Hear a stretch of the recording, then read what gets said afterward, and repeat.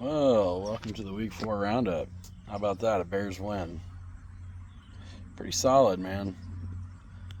You could tell the relief. There was a relief that they got the running game going. I mean, you could see it on the big Swift run. Cole Kmet's pumping his fists like, yes, finally. We finally got it going. You lose Tevin Jenkins early in the game to a rib injury, and it looks like this has to be fairly significant for him on a contract year to be like, nah, I'm out. So the running game kind of picks up. I mean, Nate Davis goes back to right guard, Pryor goes to left, and something changed. I mean, they got to the second level. I think on the touchdown run, you could see Shelton doing what a center should do, getting to the second level, getting on a linebacker, and once he got there, Swift makes the leap over Cole Kmet's guy that he blocked into Nate Davis. But he takes off, he scores. It's good to see that the run game has a life. What do you know? In goal line, I formation works. Who'd have guessed? And of course, Cuzzy leads the way. Dougie Kramer. A Kramer from another brother. So, a brother from another mother. Whatever. Just happy to see it, man. DJ gets a touchdown. That's good. They still missed one. But I feel like DJ kind of stopped on that. I think the replay showed that too. So Caleb, all in all, had a pretty efficient day is what I would call it. I would call it efficient. Nothing flashy. I think he wanted to go deep several times and kind of held himself back. And that can be a two-edged sword there, I want him to take those shots, but calculated at this point.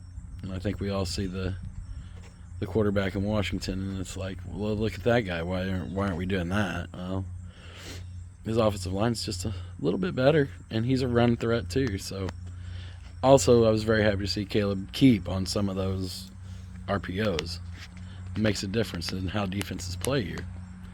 So, that he was able to keep, that he was able to not get hit on those RPOs and slide, it's a good thing. The defense still giving up a lot of rush yards. Too many. I mean, you can see they went outside zone, stretched it hard, and then finally, as the game progressed, you start seeing more of your corners come up and really push their lead blocks out and force them all the way to the sidelines, which is major. It's a big deal. In the run game on defense, everybody has to be involved. It can't just be, you can't leave it up to the front four all the time. Although they were good, and shout out Montez Sweat for the strip sack. The run game's got to get, or the running defense has to get better. So, we've got games coming up that are going to be kind of crucial for that. You see Minnesota, who leans hard on Aaron Jones and that crew. So 2-2, we'll take that, man. We'll definitely take that. I thought T.J. Edwards had a rough game. I mean, he played well. He got his tackles and all that stuff, but the play action, because of their running game being effective, you could see where it really sucked the linebackers in and then got them out of position. So that's what I'm telling you. I mean, if you can't stop the run up front, it's going to put those linebackers in a precarious spot. You saw open spots behind the linebackers all day. And luckily, I said to my friends, Matt Stafford is Christmas, thank God. Because he's the gift that keeps on giving, baby. He had two turnovers?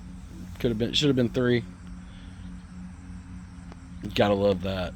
Gotta love that this defense gets turnovers.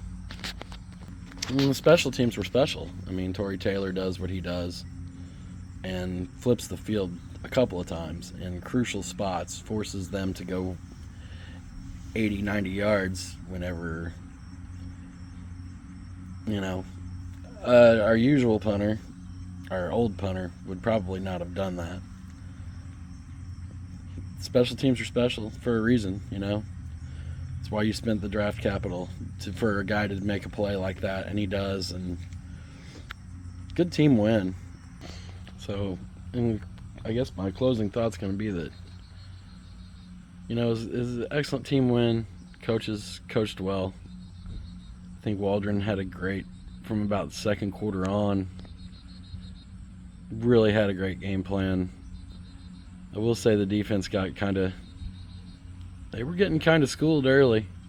I think McVay had an awesome plan, and to their credit, they executed it well. The Rams did, but it's nice to talk about that after a win as opposed to a loss. You know, I don't know that I could say much more than that. You know, you come out, you beat a team that you're favored to beat, which, granted, in that last drive, I was like, oh shit, Stafford's got the ball with with time left. It's like, I did not want to see that. Defense shut it down. You know, you start getting to him. You could see that the hits were starting to pile up on him too, because he was getting frustrated with being hit. You know, a lot to be happy about.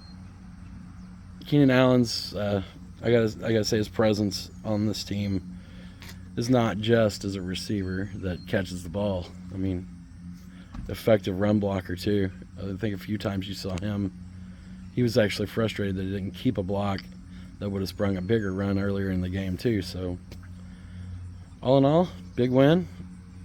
We got Carolina coming up, I believe. This is where the run defense has got to be there. Chuba Hubbard ran for 104, I think, last week or this week. So they're getting it going. You know, the challenges are there. Almost forgot Gervon Dexter.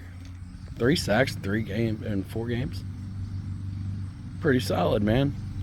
You like to see that out of your 3-tech. And I think there's also a play, too, that I've got to talk about. Austin Booker. Austin Booker, I think it's probably about the second quarter. He's trying to keep that edge, and the tight end's trying to leak out on Brisker. And you see him kind of reach out and grab him a little bit and occupy that tight end, so Brisker makes a tackle in the backfield. It's team play like that. It's small things like that that are going to show up on tape that these guys are going to be very happy about. I mean, for a young rookie to do the things that he's doing, he deserves his flowers, just like the offensive line deserves their flowers this time. They earned it. They played well. You can kind of get an idea of where they want to go and how they want to protect and how they want to attack teams. So, by God, I think we might have found an identity this week. And that's a dangerous thing when a team's got an identity. So we're off to next week. Go beat Carolina. Be 3-2 at the quarter pole. I'd say I think every Bears fan would take that. We got to be happy about that, right? So, bear down if you like it. Comment, subscribe. Give me a thumbs up. Have a great day. Bear down. Victory Monday. Love it.